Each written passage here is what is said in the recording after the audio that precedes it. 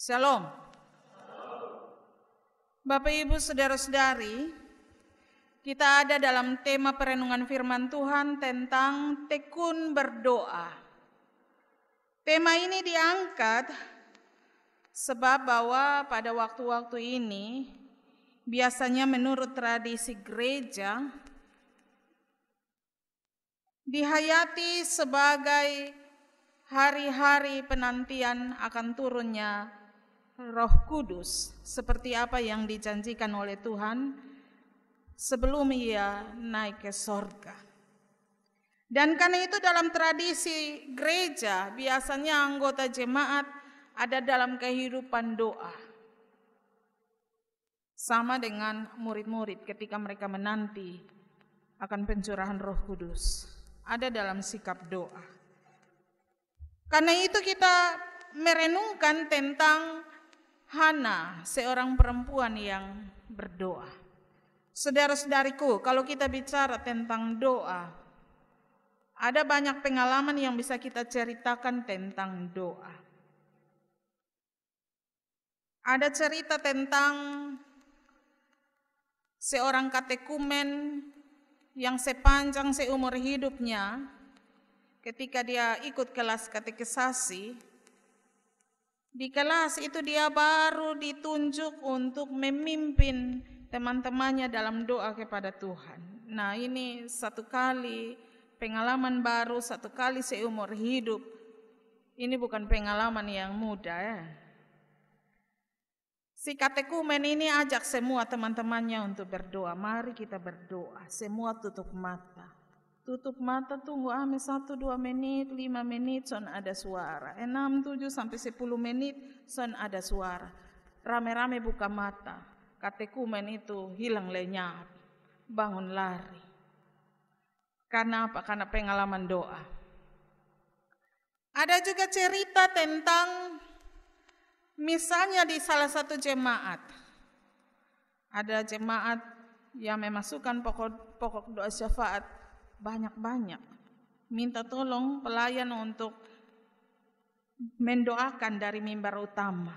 Giliran sampai pada liturgi kebaktian pada bahagian syafaat, giliran pelayan berdoa yang bersangkutan yang kas masuk pokok doa dong, sone ada. Karena apa? Banyak pokok doa yang didoakan oleh sang pelayan. Dan tidak semua orang bertahan atau betah untuk juga turut dalam mendoakan pergumulan-pergumulan tersebut. Tapi ada juga pengalaman-pengalaman doa yang diceritakan oleh beberapa orang. Salah satunya pernah ada seorang bapak yang bercerita tentang dia sakit berat. Suatu saat para tenaga medis, dokter, perawat angkat tangan menyerah. Dan mereka berkata ini penyakit susah bisa disembuhkan. Tapi si bapak bersama dengan keluarga yang mendampingi tidak ingin menyerah. Si bapak ada dalam kerinduan besar untuk kalau boleh ia menikmati pemulihan. Dan karena itu ia ajak keluarganya untuk terus menerus tekun berdoa dan minta pemulihan dari Tuhan. Dan pada akhirnya Tuhan jawab apa yang mereka doakan. Si bapak mengalami pemulihan. Pengalaman doa seperti ini menjadi sukacita besar bagi si bapak yang menikmati pemulihan itu. Lalu dengan penuh sukacita siapapun yang dia temui di mana saja, dia terus berbagi pengalaman doanya ini. Supaya juga memotivasi orang lain supaya tekun berdoa. Saudara-saudaraku, dalam bacaan kita berkisah tentang Hana, perempuan yang juga berdoa dalam pergumulannya. Hana adalah istri dari Elkana. Elkana punya 2 istri, namanya Penina dan juga Hana. Kita baca dari ayat 1 ya, 1 Samuel pasal 1. Elkana adalah seorang yang kaya raya, Bapak Ibu Saudara-saudari. Hal ini ditandai dengan kehidupan pribadinya. Ia beristri lebih daripada 1. Tapi ini bukan teladan yang baik untuk kita ya. Bukan berarti keuangan ada melebihi sedikit, cari istri lebih dari satu. Ingat firman Tuhan mengatur satu saja, begitu. Elkana punya 2 orang istri karena dia seorang yang berada secara sisi ekonomi, kaya raya. Juga bahkan di ayat 24 dan ayat 25 dari bacaan kita berkisah sebenarnya tentang Elkana dan keluarganya ketika mereka beribadah di rumah Tuhan.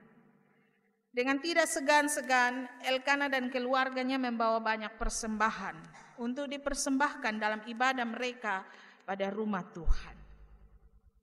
Tapi saudaraku, ternyata di balik daripada kehidupan yang sejahtera yang dialami oleh Elkana dan keluarganya, ada pergumulan berat yang dialami oleh istrinya, Hana. Hana adalah seorang perempuan mandul, tidak punya anak. Apalagi dalam budaya masyarakat patriarkat yang mengutamakan kehadiran seorang laki-laki. Hampir sama dengan budaya ketimuran kita, bahwa kehadiran seorang anak laki-laki itu adalah penerus keturunan, penerus marga, begitu. Jadi kehadiran anak laki-laki itu penting. Hana sama sekali tidak punya anak, apalagi anak laki-laki. Sebab itu dalam doanya kepada Tuhan, dia minta anak, tapi bukan hanya anak, tapi dia minta anak laki-laki, begitu. Sebagai seorang perempuan mandul, ia merasa bahwa ia selalu dilecehkan, terutama oleh Penina, istri dari Elkana yang punya anak. Hana merasa harga dirinya rendah, karena memang demikianlah yang diperlakukan oleh kehidupan masyarakat yang mereka hidupi pada waktu itu. Seorang perempuan mandul akan dianggap begitu sangat rendah di mata kebanyakan masyarakat umum. Begitulah yang dialami oleh Hana. Sebab itu dalam bacaan kita dilukiskan bahwa dengan hati yang pedih di ayat 10 itu, Hana berdoa kepada Tuhan.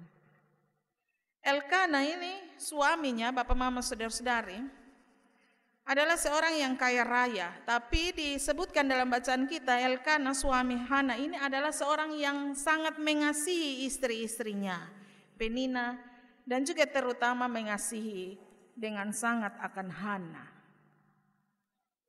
Kalau kita bayangkan, kita ketemu dengan pria seperti ini untuk wanita-wanita single begitu. Oh, ini pria idaman begitu ya, kaya raya. Apa yang kurang? Lalu sangat mengasihi dia pasangan. Nah, apa yang kurang coba? Kalau pria dia adalah pria penyayang, lalu dia kaya lagi, itu minta apa sah dia kasih? Mobil, HP, segala macam, semuanya ada di depan mata. Pria idaman betul-betul. Tapi saudaraku, ternyata keadaan yang dimiliki oleh Elkana dan keluarganya tidak memberi jaminan kebahagiaan bagi Hana. Ternyata Hana hidup dalam kepedihan hati yang selama ini ia pendam. Dalam waktu yang cukup berkepanjangan, ia adalah seorang perempuan yang mandul.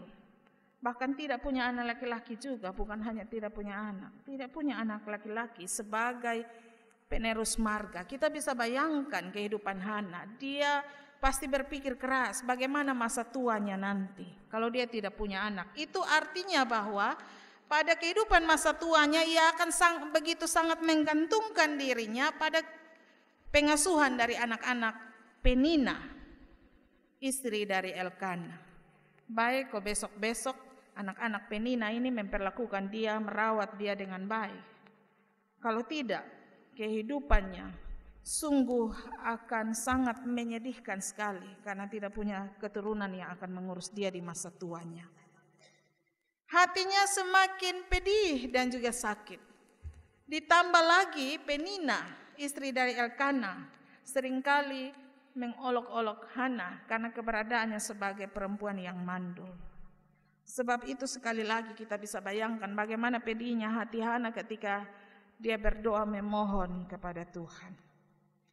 Karena itulah dalam keadaan demikian Hana berdoa dengan hati yang sungguh kepada Tuhan dan meminta keturunan seorang anak laki-laki.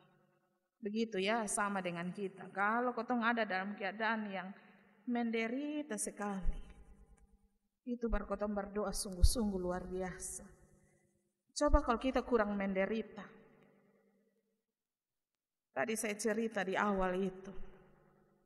Apalagi kalau di bahagian syafaat, pokok doa yang disampaikan itu bukan menjadi bahagian yang kita miliki atau kita gumuli. Oh itu biar pendeta berdoa dan dia sah, beta jalan-jalan.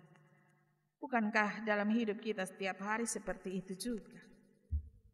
Dalam kesungguhan hati Hana berdoa kepada Tuhan. Lalu bahagian firman Tuhan menyaksikan bahwa Tuhan dengar doa Hana. Lahirlah Samuel dan juga beberapa anak pada Hana. Saudaraku, dari kisah ini kita mencatat beberapa hal tentang doa. Yang pertama, doa itu dapat menjadi satu terapi yang begitu amat sangat berkhasiat kalau diucapkan dengan sungguh-sungguh, dengan hati yang sungguh.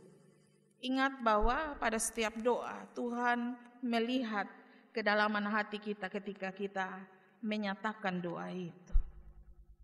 Tapi juga bahwa doa itu sekali lagi bisa menjadi satu terapi yang berkhasiat. Biasa kita lakukan doa itu adalah kekuatan bagi kita. Doa itu memberi kekuatan. Doa itu menenangkan. Sebenarnya bukan doa itu, tapi Tuhan itu yang menguatkan dan menenangkan. Tapi doa menjadi fasilitasi mana kuasa Allah bekerja untuk menenangkan kita dan juga menguatkan kita. Sehingga kita sabar untuk menderita dan bergumul. Dan selalu memiliki pengharapan dalam menggumuli pergumulan-pergumulan hidup. Yang kedua, ada orang yang memang suka berdoa dan memang bisa berdoa juga. Tetapi ternyata banyak orang tidak selalu terdidik dan terlatih dalam kehidupan doa. Karena itu, doa selalu bisa menjadi sebuah kebiasaan yang begitu sangat membosankan bagi orang-orang yang berdoa, dan juga doa bisa menjadi sebuah kegiatan yang begitu amat sangat melelahkan. Sebab itu, saudaraku, doa itu harus menjadi sebuah budaya dalam kehidupan kita selaku orang-orang yang percaya kepada Tuhan. Tidak hanya tradisi-tradisi yang pada bulan bahasa budaya ini kita tampilkan, kita ceritakan saja. Tapi juga doa harus menjadi bahagian budaya dari kehidupan kita. Pertanyaannya, kalau begitu mengapa kita harus berdoa? Saudaraku, kita berdoa karena kita manusia sebenarnya tidak bisa memecahkan banyak persoalan dalam kehidupan ini. Dan karena itu doa merupakan tanda bahwa kita manusia membutuhkan satu kuasa yang besar untuk kehidupan kita. Sebab karena dosa, kita manusia tidak mampu untuk juga melakukan segala hal dari keberadaan diri kita sendiri. Karena itu dengan doa, manusia meminta Yang Maha Kuasa untuk menolong kita. Tapi ingatlah bahwa doa itu tidak hanya berisi permintaan belaka. Supaya doa itu tidak semacam seperti kunci laseref, yang kalau kunci-kunci lain susah jadi lagi, rusak, patah-patah dulu baru pakai itu doa sebagai kunci. Tidak. Doa bukanlah alternatif atau pilihan terakhir, tidak. Doa mestinya selalu menyertai apa yang kita gumuli tiap-tiap saat. Seperti dalam pengantar ibadah perayaan bulan bahasa dan budaya yang kita tuturkan menurut etnis Rote hari ini. Kita diingatkan tadi di awal liturgi tentang bagaimana cara petani itu menanam. Saya pikir ini juga ada di setiap suku ya. Bahwa setelah petani itu memilih bibit yang tepat, mempersiapkan bibit dengan baik, Petani itu menanam, tetapi petani itu melakukannya juga dengan disertai dalam doa yang berisi harapan-harapan yang baik, agar sekiranya Tuhan memberi pertumbuhan yang baik, bahkan juga hingga kepada hasil panen yang baik.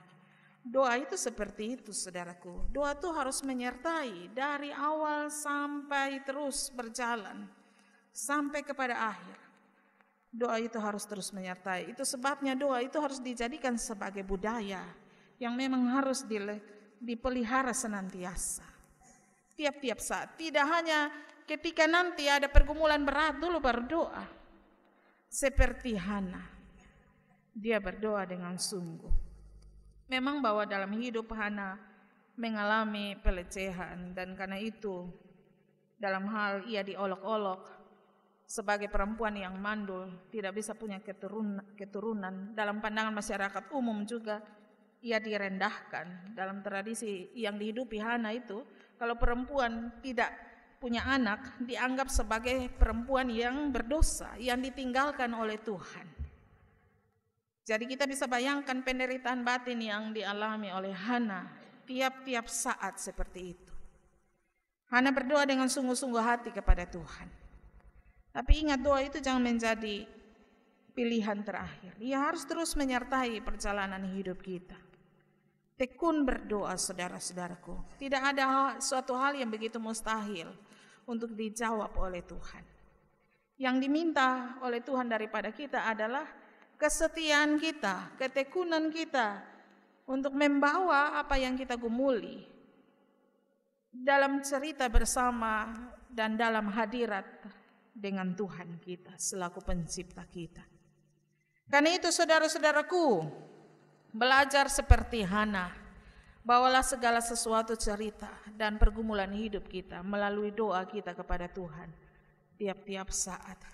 Sabarlah menanti, sebab bagi semua kita Tuhan sedang mengukir berkat-berkat untuk jawaban-jawaban doa kita di waktu seperti apa yang Tuhan kehendaki, yang tentu selalu akan baik bagi kita untuk kita nikmati. Jangan berhenti berdoa, teruslah berdoa, tekunlah dalam doamu dengan setia. Tekunilah juga kehendak Tuhan sambil selalu mengucap syukur, karena kita percaya kehendak Tuhan itu sangat baik bagi kehidupan kita. Selamat untuk selalu hidup dalam ketekunan berdoa. Percayalah, Tuhan sedang mengukir sesuatu yang baik untuk kita alami. Tuhan memberkati kita. Amin. Kita dengar